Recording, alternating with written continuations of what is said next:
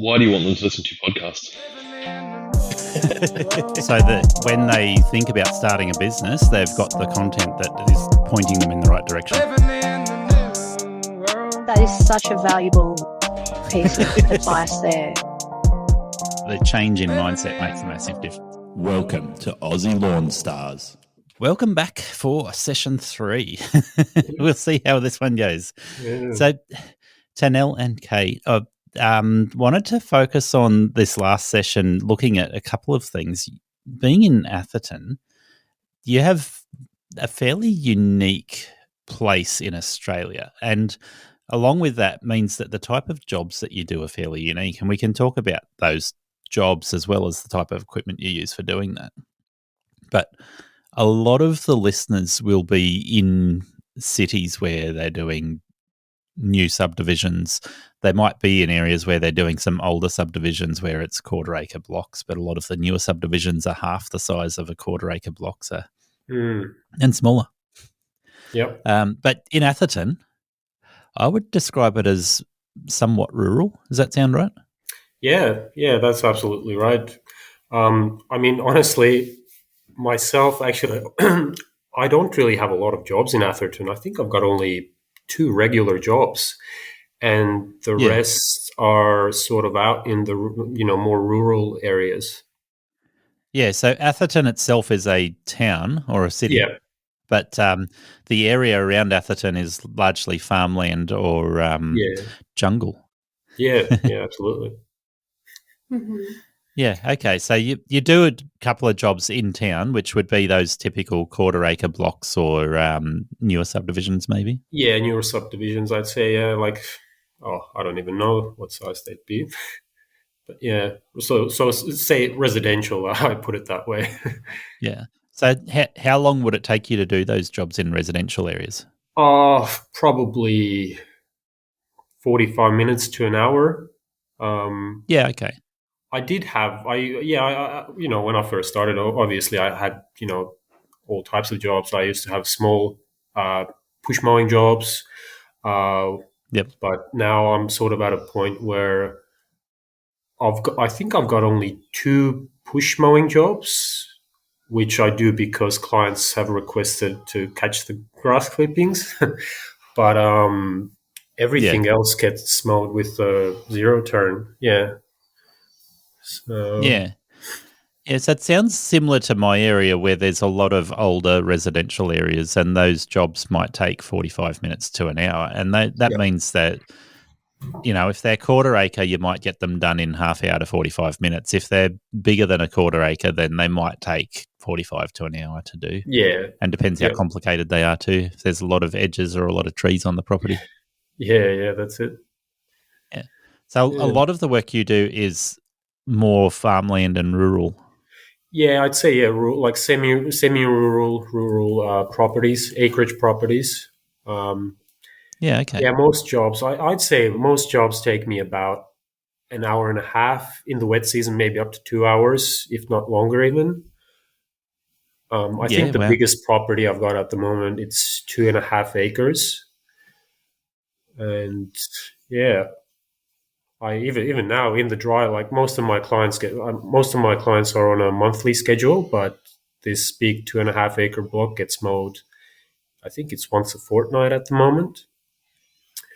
So it's quite well maintained. So the jobs that are monthly, they'll get busier once the wet season comes around. They'll go back to fortnightly, I guess. Yeah. That's Do you do any weekly? Yeah, I might. I think I've got that one client. I used to have a few, but not at the moment, really. Yeah, of course. This time of year, they're not growing that fast. No, not this time of the year. But in the wet season, I might have one client maybe. But most of them are fortnightly. Yeah, of course. And I think that's reflective of the type of customers that you find in your area. Yeah. Yeah, okay. So on the acreages that you do, you're saying the biggest one you do is about 2.5 acres. So I'm guessing there's quite a few that are sort of in between your residential properties in town and your larger acreage. Yep. Sort of I don't know what you call semi-rural, I'd say maybe. I mean, Yeah. we're on 1.5 acres, 1.7 acres. So I'd say most of these properties are, that size. Sorry, Similar I'll just size. plug Yeah. that in. Yeah, no worries. Yeah. Yeah, okay. So with your typical day, you'll do several jobs that are in that rural, semi-rural acreages. Are you doing mowing on those jobs with gardening, or is it mostly mowing at the moment? No, I mean, at the moment, all my regular clients, they're just mowing, mow, snip, blow, whatever, maybe spraying if someone wants spraying on top. Usually gardening, yeah, if someone asks me, I mean, usually I'll book it in on a separate day. I'll book in a day just for gardening. Yeah, okay. So I can leave the mower home and go with an empty trailer and do my round. Um, but yeah, most of them are, yeah. Actually, now that you say, yeah, I've got two jobs that they are full maintenance. So I'll go and Yep. mow, Okay. snip, blow, spray, and then I'll spend maybe an hour doing, tree trimming or some hedging or pruning. Yep. So yeah. Yeah, okay. And what's your split like between regular jobs that you do versus overgrown jobs? Are you still doing a lot of jobs where you're getting called in for one-off cleanup, overgrown jobs? Yeah, this time of the year I do it more often. In summer, in the Yeah. wet season, honestly, maybe once a fortnight if I'd have the time.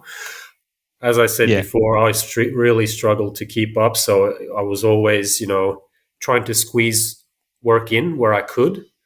But now, this last couple of months, when it's been a bit drier and it's been a bit more quiet, it's been easier for me. So I'd say Yeah. it's been probably 50-50 maybe even. So yeah. Yeah, okay.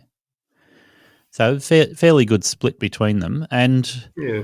going back to your equipment, we have touched on your equipment earlier in the episode, but you talked about using a mix of battery gear as well as petrol gear, and Yep. saying Bushranger and Makita.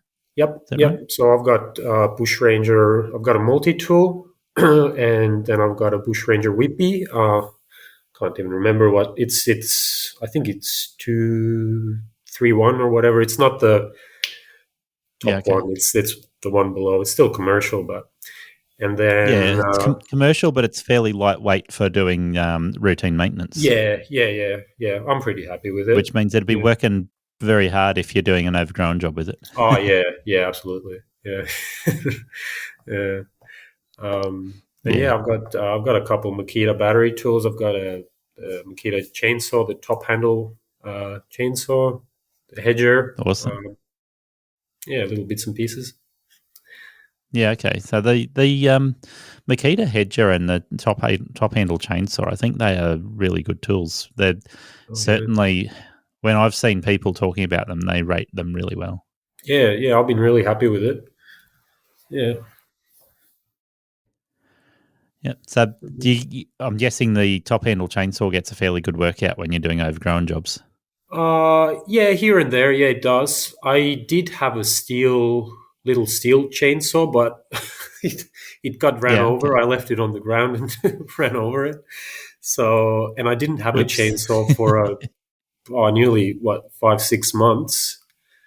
And I Yeah. thought, well, I needed a new chainsaw for a cleanup job, and I thought, well, I might as well get a battery one because I don't use it that often.